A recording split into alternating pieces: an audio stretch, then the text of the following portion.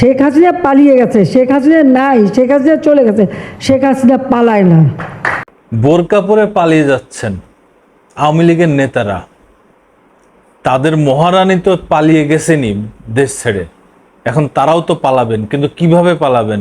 তো এই হচ্ছে ফেনী সোনাগাজী থেকে এক যুবলীগ নেতা বোরকা পরে পালিয়ে যাচ্ছেন, পরে তাকে জনতা ধরছে। এরকম কত নিউজ এখন বাংলাদেশে পাওয়া যাবে, কিন্তু মূল যেই হারামি যারা, খুনি যারা, স্বৈরাচার যারা, ফ্যাসিবাদী যারা, মূল নেতাগুলা, তারা কোথায়? তাদের মহারানী তো চলে গেছে, কিন্তু ওবায়দুল কাদের, আরাফাত, হাসান মাহমুদ ওরে তো গ্রেপ্তার করাই হয়েছে। আরো যে বড় বড় নেতাগুলো আছে, এই নেতাগুলো কোথায় গা ঢাকা দিয়ে আছে? এ মেয়র, সে মেয়র, চিটাগাংয়ের মেয়র, তারপরে রাজশাহীর মেয়র, খুলনার মেয়র, এই কোথায় তারা? এরা গা ঢাকা দিয়ে আছে। জনগণ সবাই সচেতন থাকবেন, এরা যেন পালাইতে না পারে। এদের ধরে অবশ্যই অবশ্যই অবশ্যই আইনের আওতায় আনা লাগবে। আইনের আওতায় এনে এদের উপযুক্ত কঠিন থেকে কঠিনতর বিচার করতে হবে, কঠিন শাস্তি দিতে হবে এদের। এরা বাংলাদেশের মানুষই মনে করে না। যদি মানুষ মনে করত, তাহলে এই রকম ভাবে এত মানুষ, এত ছাত্র জনতাকে তারা খুন করত না। তারা ধরাকে স্বরাজ্ঞান মনে করে চলছে। আজ তাদের মহারানী শেখ হাসিনা দিল্লিতে পালিয়ে গেছেন।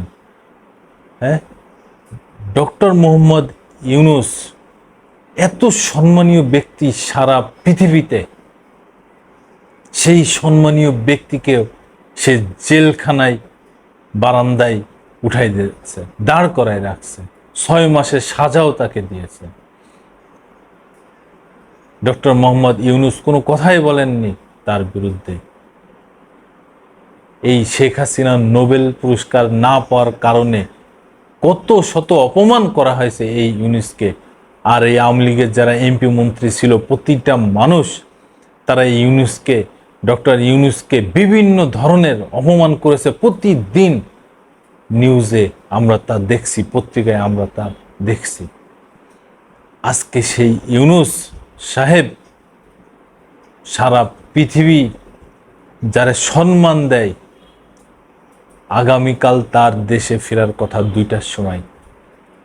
সে দেশে আসতেছেন বীরের বেশে। সর্বসম্মতিক্রমে বাংলাদেশের স্বল্পকালীন মেয়াদের প্রধান হবেন উনি। সবাই, সকল ছাত্র জনতা, জনগণ, 3 বাহিনীর প্রধান, রাষ্ট্রপতি বর্তমান যে আছে, সবাই মিলে তাকে সাপোর্ট করেছেন। তিনি বর্তমান বাংলাদেশের প্রধান হবেন। সে আসতেছে বীরের বেশে বাংলাদেশে। আর শেখ হাসিনা, স্বৈরাচার খুনি শেখ হাসিনা, সে এখন পলাতক। দীর্ঘ 16 থেকে 17 বছর সে এই দেশ শাসন করেছে, মানুষের গলা টিপে ধরেছে, মানুষের কথা বলতে দেয়নি, কোনো অন্যায় অত্যাচারের বিচার করে নাই, কোনো কিছুর বিচার করে নাই। দুর্নীতি, লুটপাট যেই হারে হয়েছে, একটারও তিনি তা বিচার করেন নাই। এই দেশের তার নিজস্ব লোকজন এই দেশ থেকে হাজার হাজার কোটি টাকা পাচার করেছে, সে কাউকে ধরে নাই।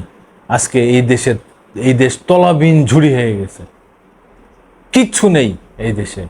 সব এই শেখ হাসিনা, খুনি শেখ হাসিনা আর তার এই মন্ত্রিসভা, এমপিরা সবাই এই দেশটারে ধ্বংস করে দিয়ে গেছে। আজকে সেই শেখ হাসিনা ইন্ডিয়ায় পালাতক। শোনা গেছে যে কোথাও তাকে অ্যাকসেপ্ট করতেছে না, কোথাও তাকে নিচ্ছে না।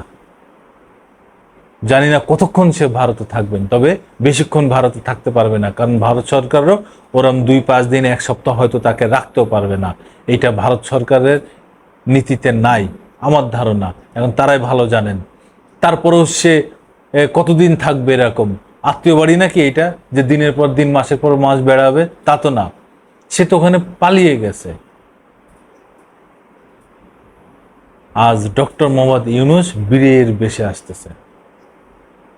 আর এই আওয়ামী লীগের যেই লোকগুলা তারা এখন বিভিন্ন অ্যাম্বাসিতে যে যোগাযোগ করতেছে, ধর্ণা দিচ্ছে যে যেন তাদের আশ্রয় দেওয়া হয় অ্যাম্বাসিতে কিংবা ওই দেশে, কিন্তু কোনো অ্যাম্বাসি তাদের সহযোগিতা করতেছে না, এটা আমার ধারণা।